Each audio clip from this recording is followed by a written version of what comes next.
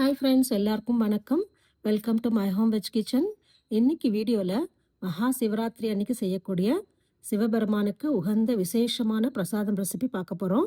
தொடர்ந்து பார்க்குறதுக்கு முன்னாடி நம்ம மை ஹோம் வெஜ் கிச்சன் சேனலை சப்ஸ்கிரைப் பண்ணி சப்போர்ட் பண்ணுங்கள். பக்கத்தில் இருக்கிற பெல் ஐக்கானையும் ப்ரெஸ் பண்ணி வச்சுட்டிங்கன்னா நான் அடுத்தடுத்து போடுற வீடியோஸ் உங்களை ரீச் ஆகும். வாங்க ஃப்ரெண்ட்ஸ், பிரசாதம் ரெசிபி எப்படி பண்ணுறதுன்னு பார்க்கலாம்.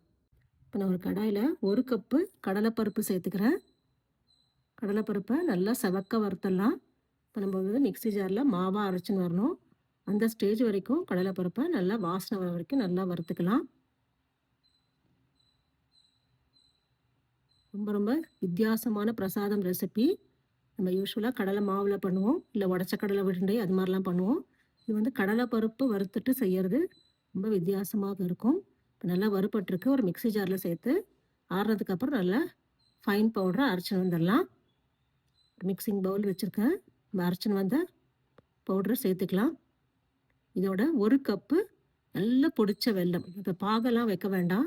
அதனால் இந்த மாதிரி நல்லா வெல்லம் நல்லா பொடிச்சு சேர்த்துக்கலாம். கடலை மாவும் வெல்லமும் நல்லா மிக்ஸ் பண்ணிடலாம். ரொம்ப ரொம்ப வித்தியாசமான இருக்கும். நல்லா மிக்ஸ் பண்ணியாச்சு. வாசனைக்கு கொஞ்சமாக ஏலக்காய் பவுடர் சேர்த்துக்கிறேன். வேணும்னா முந்திரி, திராட்சை இது வேணாலும் சேர்த்துக்கலாம். நான் இன்றைக்கி பிரசாதம் ரெசிபிக்கு கொஞ்சமாக ஏலக்காய் பவுடர் சேர்த்துட்டுருக்கேன். இப்போ நம்ம இதையே நல்லா மிக்ஸ் பண்ணி விட்டுடலாம். 1/4 கப்பு உருக்கின நெய் சேர்த்துக்கிறேன். 1 கப்பு நம்ம கடலைப்பருப்பு எடுத்துட்டோம் இல்லையா, 1 கப்பு வெல்லம் சேர்த்துட்டோம். இதுக்கு 1/4 கப்பு உருக்கின நெய் சேர்த்துட்டுருக்கேன். இப்போ எல்லாத்தையும் நல்லா மிக்ஸ் பண்ணி விட்டுடலாம். ஏலக்காய், வெல்லம், கடலைப்பருப்பு மாவு எல்லாத்தையும் நல்லா மிக்ஸ் பண்ணி விட்டாச்சு. நல்லா கொஞ்சம் ஆறுனதுக்கப்புறம் நம்ம கையாலே இந்த மாதிரி நல்லா கட்டிகள் இல்லாமல் மிக்ஸ் பண்ணிக்கலாம்.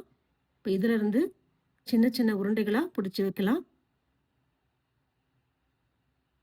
நல்லா கடலைப்பருப்பு நல்லா வறுத்தோம் இல்லையா, அந்த வாசனை, நெய் வாசனை எல்லாமே சேர்த்து ரொம்ப நல்லாயிருக்கும் இந்த பிரசாதம் ரெசிபி.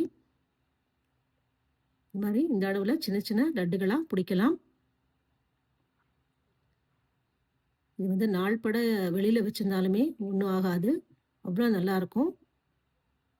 குழந்தைகளுக்கு ஈவினிங் ஸ்நாக்காகவும் பண்ணி கொடுக்கலாம். ரொம்ப ரொம்ப ஹெல்த்தியான ரெசிபி. நம்ம வெல்லம் சேர்த்துருக்கோம், கடலைப்பருப்பு எல்லாமே ரொம்ப ஹெல்த்தியான ரெசிபி. இதுலேருந்து சின்ன சின்ன உருண்டைகளாக இந்த மாதிரி பிடிச்சி வைக்கலாம். அருமையான சிவராத்திரிக்கு சிவபெருமானுக்கு உகந்த பிரசாதம் ரெசிபி. கடலைப்பருப்பை வறுத்து செய்யக்கூடிய லட்டு. இப்போ எல்லாத்தையும் பிடிச்சி வச்சாச்சு. சர்வ் பண்ணி காட்டுறேன். அருமையான இந்த மகா சிவராத்திரிக்கு நீங்களும் ட்ரை பண்ணி பாருங்கள் ஃப்ரெண்ட்ஸ். உங்களுக்கு ரொம்ப பிடிக்கும். பார்த்துட்டு கமெண்ட்ஸ் போஸ்ட் பண்ணுங்கள், லைக் பண்ணுங்கள், ஷேர் பண்ணுங்கள். நம்ம மை ஹோம் வெஜ் கிச்சன் சேனலை சப்ஸ்கிரைப் பண்ண மறக்காதீங்க. பக்கத்தில் இருக்கிற பெல் ஐக்கானையும் ப்ரெஸ் பண்ணி வச்சுட்டிங்கன்னா நான் அடுத்தடுத்து போடுற வீடியோஸ் உங்களை ரீச் ஆகும். வாங்க ஃப்ரெண்ட்ஸ், நெக்ஸ்ட் ஒரு இன்ட்ரெஸ்டிங்கான வீடியோவில் பார்க்கலாம். Thank you friends.